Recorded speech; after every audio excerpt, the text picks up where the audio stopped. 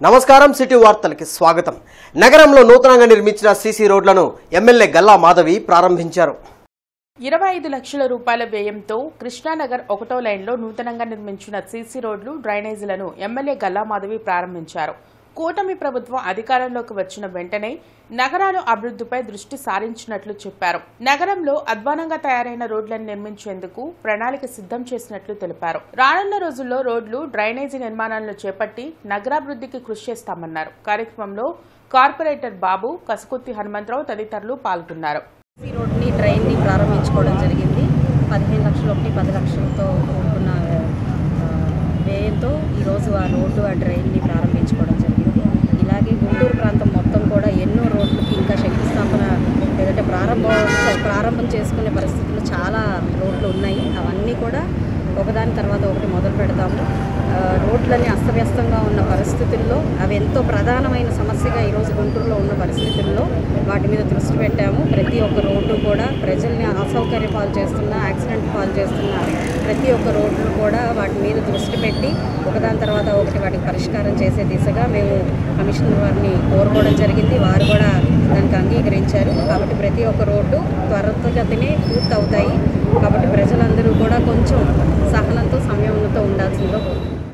అధికారం పోయిందనే ఫ్రస్ట్రేషన్లో వైఎస్ జగన్ ఇష్టం వచ్చినట్లు మాట్లాడుతున్నారని టీడీపీ పొలిట్ బ్యూరో సభ్యులు యనమల రామకృష్ణుడు విమర్శించారు। మంగళగిరిలోని టీడీపీ కేంద్ర కార్యాలయంలో యనమల మీడియాతో మాట్లాడారు। గత 5 ఏళ్లలో వైసీపీ ప్రభుత్వం అప్పులు చేయడానికి సిద్ధపడిందే తప్ప రాష్ట్రాన్ని అభివృద్ధి చేసేందుకు చర్యలు చేపట్టలేదన్నారు। అసెంబ్లీ సమావేశాలు సభ్యులపై జగన్ అసంబద్ధంగా మాట్లాడారని, ప్రివిలేజ్ కమిటీ ఏర్పాటైన తర్వాత చర్యలు తీసుకోవాలని టీడీపీ తప్పక కోరుతుందని చెప్పారు। గతంలోనే తాను వైసీపీ ప్రభుత్వం చేసిన అప్పులు దాదాపు 14 లక్షల కోట్ల వరకు ఉంటుందని చెప్పినట్లు గుర్తు చేశారు। కార్పొరేషన్లపై తీసుకున్న అప్పులను కాగ్ రిపోర్టులో చేర్చలేదని వివరించారు। వైసీపీ ప్రభుత్వం చేసిన అప్పులపై చర్చించేందుకు జగన్ సిద్ధమా అని సవాల్ చేశారు। రాష్ట్రంలో అభివృద్ధి జరగకపోవటానికి కారణం వీళ్ళు చేసినటువంటి అకృత్యాలు, ముఖ్యంగా న్యాచురల్ రిసోర్సెస్ మీద దోపిడీ విధానం మొదలుపెట్టారు। నేను చాలాసార్లు చెప్పాను, రాష్ట్ర ఖజానాకి రావాల్సినటువంటి ఆదాయం అంతా కూడా నాయకుల యొక్క జేబుల్లోకి పోతుంది। ఇదంతా నాయకుల యొక్క జేబుల్లోకి పోవడం వల్ల రాష్ట్ర ఖజానా ఖాళీ అవుతుంది। రాష్ట్ర ఖజానా ఖాళీ అవడం వల్ల ఉన్నటువంటి రిక్వైర్మెంట్స్ మీట్ అవ్వాలంటే ఖజానా జీరో అన్నప్పుడు చాలా కష్టం। అప్పుడు అప్పులకు చేసిన పరిస్థితి వస్తుంది। అంచేత అప్పులు చేయటానికే వీళ్ళు సిద్ధపడ్డారు తప్ప అభివృద్ధి చేయడానికి సిద్ధపడలేదు వీళ్ళు। అంతకుముందు నేను చాలా సందర్భాలు ప్రొజెక్షన్ చెప్పాను, ప్రెడిక్షన్ కూడా చెప్పాను నేను సంవత్సర క్రితమే। దగ్గర 14 లక్షల కోట్ల రూపాయలు అప్పు కాబోతుంది ఈ రాష్ట్రానికని। 100% కరెక్ట్। ఏం చేతంటే నిన్న ముఖ్యమంత్రి గారు కూడా చెప్పారు 9 lakh crores ప్లస్ ఇంకా ఉంటుందనేటువంటి। మాజీ రాష్ట్రపతి ఏపీజే అబ్దుల్ కలాం వర్ధంతి కార్యక్రమాన్ని నగరంలో ఘనంగా నిర్వహించారు। పట్టాభిపురంలోని జరిగిన అబ్దుల్ కలాం వర్ధంతి కార్యక్రమంలో ఎమ్మెల్యే గల్లా మాధవి పాల్గొని ఆయన విగ్రహానికి పూలమాలలు వేసి నివాళులర్పించారు। భావితరాలకు స్ఫూర్తిదాయకమైన వ్యక్తి అబ్దుల్ కలాం అని, ఆయన జీవిత చరిత్రను భావితరాలకు తెలియజేయాల్సిన అవసరం ఉందన్నారు। పేదరికంలో పుట్టిన అబ్దుల్ కలాం ఉన్నత శిఖరాలను అధిరోహించారన్నారు। ఆయన స్ఫూర్తితో యువత ముందుకు సాగాలన్నారు। భావితరాలకి ఇలాంటి వ్యక్తులు స్ఫూర్తిదాయకంగా నిలుస్తారు। వారి జీవితం మొత్తం కూడా పాఠ్యపుస్తక రూపంలో చదువుకోవాల్సిన వ్యక్తులలో ముఖ్య వ్యక్తులు ఏపీజే అబ్దుల్ కలాం గారు। ఆయన జీవిత కథ, ఆయన జీవితం నిజంగా స్ఫూర్తిదాయకం। భారతరత్నగా, అలాగే మిజైల్ మ్యాన్గా, పీపుల్స్ సైంటిస్ట్గా ఆయన పేరుగాంచారు। ప్రతి ఒక్కరం కూడా ఆయన సింప్లిసిటీని ఆదర్శంగా తీసుకొని ముందుకు వెళ్ళాలి। ఒక అద్భుతమైన నాయకుడు, ఒక అద్భుతమైన సైంటిస్టు, ఒక అన్నిటికంటే ముఖ్యంగా ఒక వ్యక్తిత్వం గల మహోన్నత వ్యక్తి ఆయన్ని ఇలా గుర్తు చేసుకొని ఆయనకు నివాళులు అర్పించడం నిజంగా మన అదృష్టం। మాజీ రాష్ట్రపతి అబ్దుల్ కలాం వర్ధంతి కార్యక్రమాన్ని ముస్లిం సంఘాల ఆధ్వర్యంలో ఘనంగా నిర్వహించారు। పట్టాభిపురంలో జరిగిన అబ్దుల్ కలాం వర్ధంతి కార్యక్రమంలో ముస్లిం సంఘాల నాయకులు పాల్గొని ఆయన విగ్రహానికి పూలమాలలు వేసి నివాళులర్పించారు। అబ్దుల్ కలాం జీవితం యువతకు స్ఫూర్తిదాయకమన్నారు। ఆయన ఆశయాలను ముందుకు తీసుకెళ్లేలా ప్రతి ఒక్కరూ కృషి చేయాల్సిన అవసరం ఉందన్నారు। अब्दुल कलाम साहब की आज जो है बरसी है।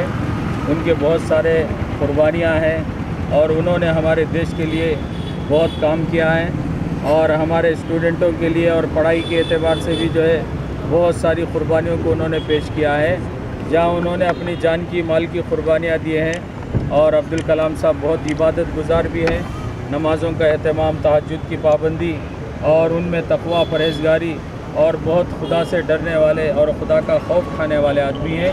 इसलिए आज जो है हम सब यहाँ उलमाए किराम टू टाउन यहाँ जमा होकर जो है आपकी मग़फ़िरत की दुआ कर रहे हैं। अल्लाह से दुआ है कि अल्लाह उनकी मग़फ़िरत फरमाए, उनके दर्जात को बुलंद फरमाए, जन्नतुल फिरदौस नसीब।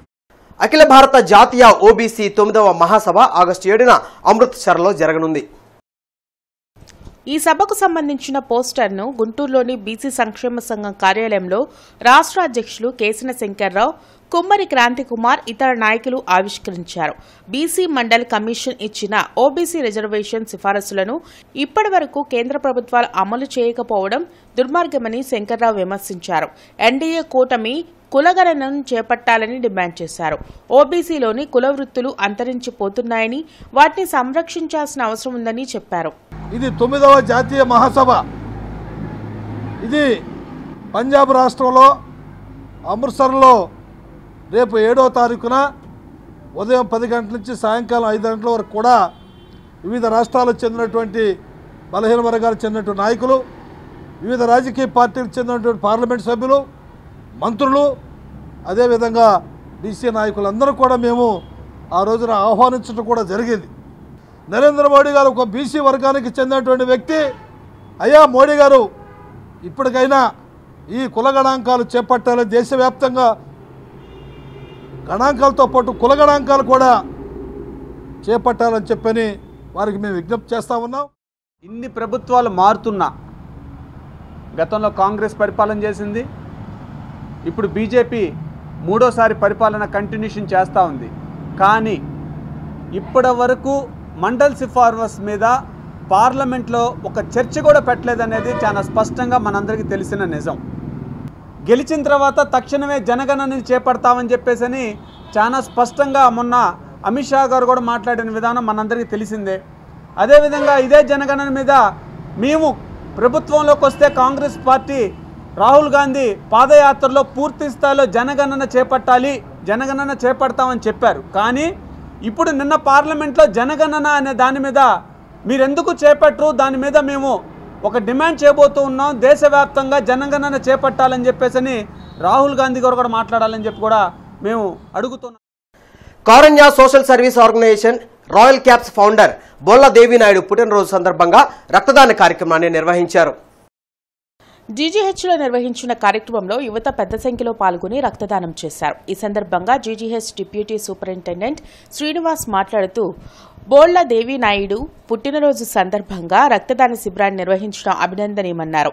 రక్తం కొరతతో అనేక మంది ప్రాణాలు కోల్పోయే పరిస్థితి ఉన్న నేపథ్యంలో రక్త కొరతను అధిగమించేందుకు అనేక మంది రక్తదానం చేసేందుకు ముందుకు రావాలన్నారు. పుట్టినరోజు సందర్భంగా రక్తదానం చేపించి అనేక మంది ప్రాణాలను రక్షించేందుకు ముందుకు రావడం సంతోషకరమన్నారు. ఇలాంటి సేవా కార్యక్రమాలను నిర్వహించిన Karunya social service organisation royal cap సంస్థకు ఆయన కృతజ్ఞతలు తెలిపారు. కార్యక్రమంలో బోళ్ల బాలాజీ, గాదే రమేష్ బాబు తదితరులు పాల్గొన్నారు. చాలామంది పుట్టినరోజు నాడు కేక్ కట్ చేస్తారు, లేదా ఫ్యామిలీతో పాటు ఈ హోటల్కి వెళ్తారు, లేదా మూవీకి వెళ్తారు, అలా ఎంజాయ్ చేస్తారు. కానీ ఒక వాలంటరీ ఆర్గనైజేషన్ సృష్టించి Karunya social service organisation royal caps అనేది ఫౌండర్ అయ్యి ఉండి, సో ఒక నోబుల్ కాజ్ తో మన బర్త్డేని సెలబ్రేట్ చేసుకుందాం అని మేడం అనుకుంటున్నారు. అందుకు జీజీహెచ్ తరఫున మేడంకి మరొకసారి కృతజ్ఞతలు తెలియజేస్తున్నాం. మా హాస్పిటల్ దృష్టిలో కానీ, వైద్య సిబ్బంది దృష్టిలో కానీ ఒక చాలా గొప్పదనం. దానికి మేడం ఇనిషియేటివ్ తీసుకుని ఈరోజు ఇంతమందిని మొబిలైజ్ చేసి వాళ్ళ చేత బ్లడ్ డొనేట్ చేయిస్తున్నందుకు మరొకసారి మేడంకి జీజీహెచ్ తరఫున కృతజ్ఞతలు తెలియజేస్తున్నాం. పేదవాళ్ళు చావు బతుకుల్లో ఉన్నా కానీ ఇది కానీ రక్తదానం చేయడానికి జీజీహెచ్ గుంటూరు జీజీహెచ్ అనేది దేవాలయం ఇక్కడ మన చుట్టుపక్కల జిల్లాలకు కానీ అన్నిటికీ ఈరోజు దేవినాయుడు గారి పుట్టినరోజు సందర్భంగా Karunya social service organisation royal caps తరఫున జరిగిన ఈ కార్యక్రమాన్ని అభినందనలు తెలుపుతున్నామండి. ఈ సందర్భంగా దేవినాయుడు గారికి కూడా పుట్టినరోజు శుభాకాంక్షలు తెలుపుతున్నాం. ఎస్ఎస్ సేవా ఫౌండేషన్ ఆధ్వర్యంలో థామస్ నాయుడు జన్మదిన వేడుకలు ఘనంగా జరిగాయి. షఫీ ఫ్రెండ్ సర్కిల్ ఆధ్వర్యంలో నీడ్స్ బ్లడ్ బ్యాంక్ లో కేక్ కట్ చేసి రక్తదానం చేశారు. సుమారు 50 మంది రక్తదానం చేశారు. థామస్ నాయుడు మరిన్ని పదవులు అధిరోహించాలని స్నేహితులు ఆకాంక్షించారు. ప్రతి ఒక్కరూ రక్తదానం పట్ల అవగాహన కల్పించుకోవాలని సూచించారు.